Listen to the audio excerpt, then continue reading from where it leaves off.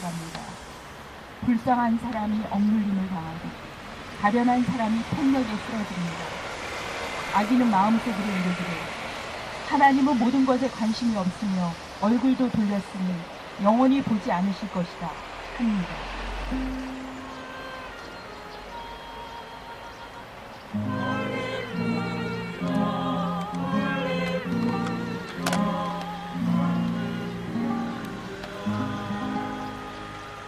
주님, 일어나십시오. 하나님, 손을 들어 악인을 벌하여 주십시오. 고난받는 사람을 잊지 말아 주십시오. 어찌하여 악인이 하나님을 경멸하고 마음속으로 하나님은 벌을 주지 않는다 하고 말하게 내버려 두십니까? 주님께서는 학대받는 자의 포악함과 학대받는 자의 억울함을 살피시고 손수 갚아주려 하시니 가련한 사람이 주님께 의지합니다.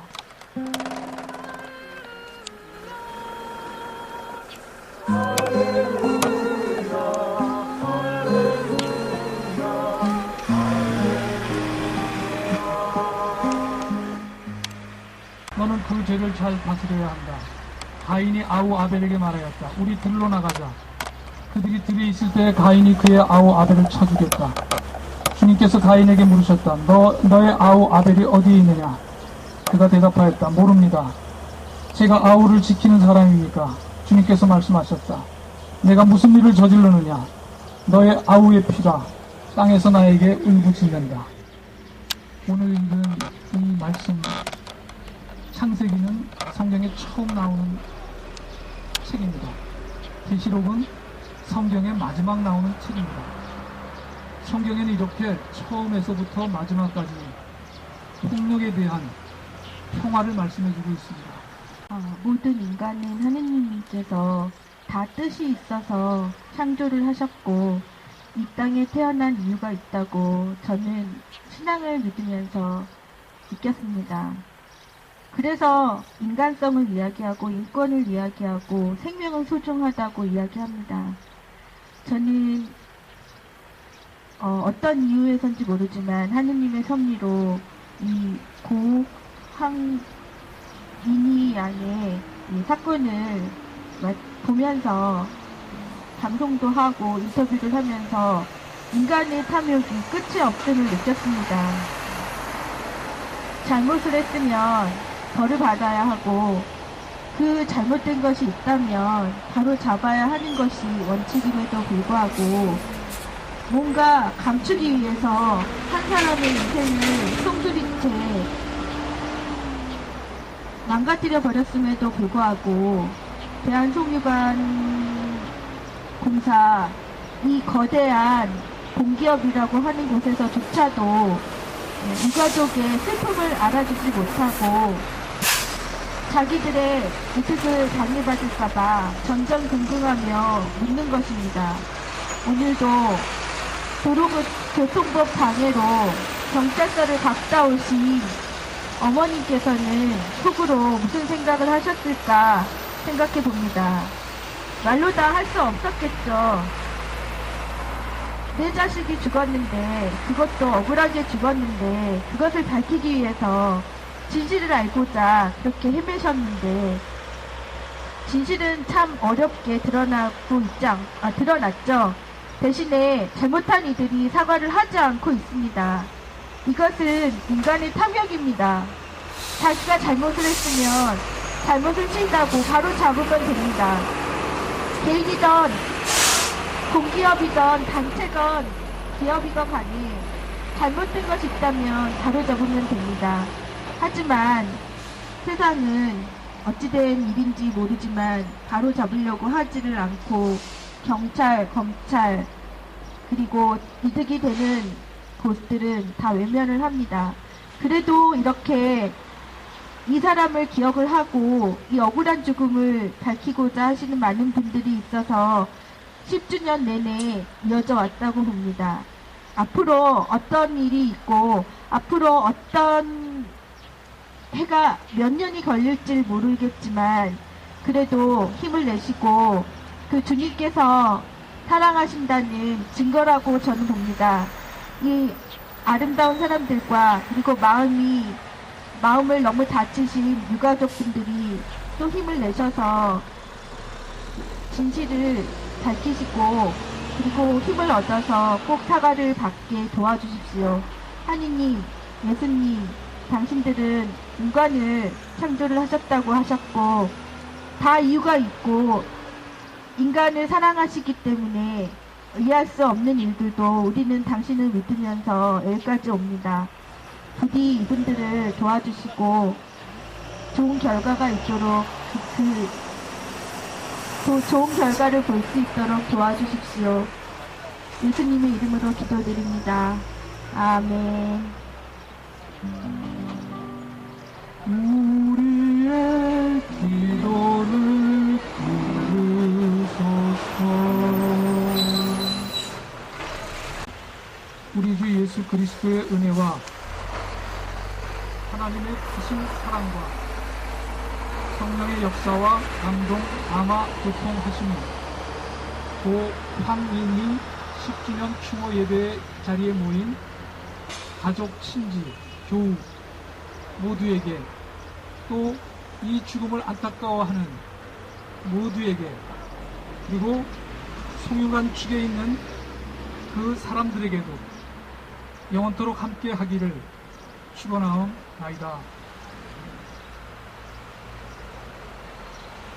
네, 이제 추모 예배, 전체 예배를 마쳤습니다. 우리 어머님 얼굴이 잠깐 인정 나누고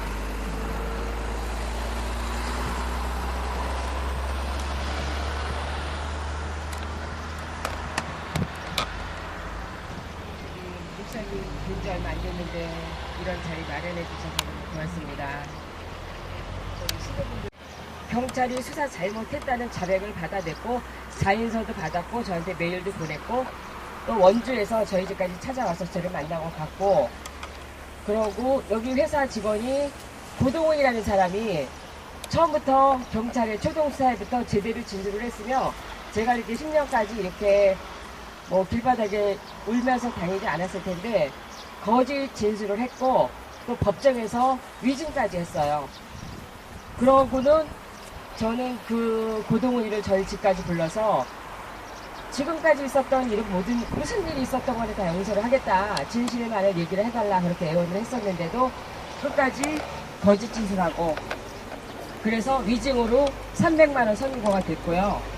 그러고 또 얼마 지나서 여기 대한송유관공사의 법무팀 지배인하고 총무팀장이 언론에 내연의 관계였다고 주장했다. 이런 내용으로 저는 5개월 만에 그 서부지방검찰청 피해자 상담실에서 그 치정관계가 아니라고 하고 그 경찰들을 형사처벌할 수 있다는 상담 기록부를 받았거든요.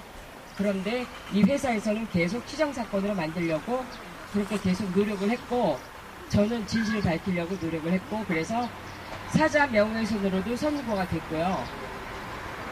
그리고 이 사건의 정관예우로 판사 출신 변호사를 선임해서 이 사건을 추정사건인 것처럼 계속 만들려고 인사과장에 표체된 글씨를 제 딸이 인사과장한테 편지를 보낸 것처럼 그 판사 출신이었던 변호사가 그런 조작을 해서 그거를 법정에 제출을 했어요.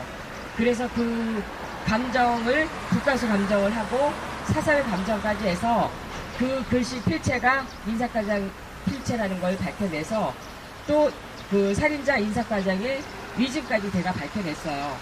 그런데 이 회사의 그 책임자는 그 인사과장이 자수하기도 전에 해고를 시켰다가 또 이틀 지나서 그 범행을 저지른 걸 알고도 다시 면직을 시켰어요. 그리고 작년에 기자들이 와서 인터뷰를 하니까 어떻게 된 거냐 그렇게 물어보니까 회사 쪽 책임을 회피하려고 그랬다. 이렇게 대답을 했었고요. 그러고 이 회사의 대외협력팀장이 저를 만남 횟수는 한 거의 20번은 만났을 거예요. 그런데 저한테 민형사상의 소송을 제기하지 않고 언론에 인터뷰하지 않고 책 서적 출판하지 않고 제가 인터넷에 올린 걸 다 삭제하고 또 제가 1인시나 집회를 하지 않는 조건을 1억을 주겠다 그래서 저는 그렇게 못하겠다. 제가 너무 어이가 없어서 내가 밀가루를 줄이고 내 1억을 줄게 그랬더니 자기가 1억을 놀래더라고요.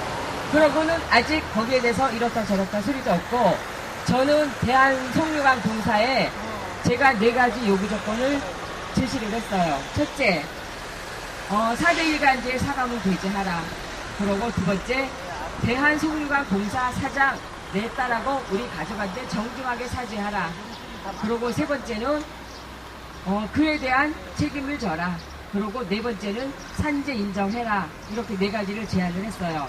그런데 거기에 대한 대답을 회피하고 그러고 제가 10년까지 오면서 너무 이렇게 억울한 사람들을 많이 봐서 저는 제 딸과 같은 이런 사건이 또 일어나지 않게끔 사람들한테 많이 알리고 저 봉사를 하고 싶고 그래서 제 딸 이름으로 된 기념 도서관을 짓고 싶고 그리고 장학회를 만들고 싶다 이렇게 얘기를 했더니 여기 회사의 측에서 연말마다 만나서 의논하자 이렇게 얘기를 해서 필요 없다. 나는 너희들하고 다 해결하고 내가 알아서 기념 도서관을 짓던 장학회를 만들던 내가 알아서 하겠다 이렇게 얘기를 했는데 아직 아무런 답변이 없어요. 그래서 제가 구주기 추모제도 청계 광장 소라기둥 옆에서 2주 동안 제가 1000명이 넘게 서명을 받았고요. 저는 인사과장이 경찰이 성폭력 살인사건을 치정사건으로 수사를 했기 때문에 성폭력 특별법을 처벌받게 하는 게 제 첫 번째 제 소원이고요. 그 다음은 기념도서관을 짓고 싶고 또 장학회를 만들어서 저는 봉사활동을 하면서 나머지 저희 딸을 생각하면서 그렇게 하고 살고 싶습니다. 여기 나와주셔서 너무 고맙습니다.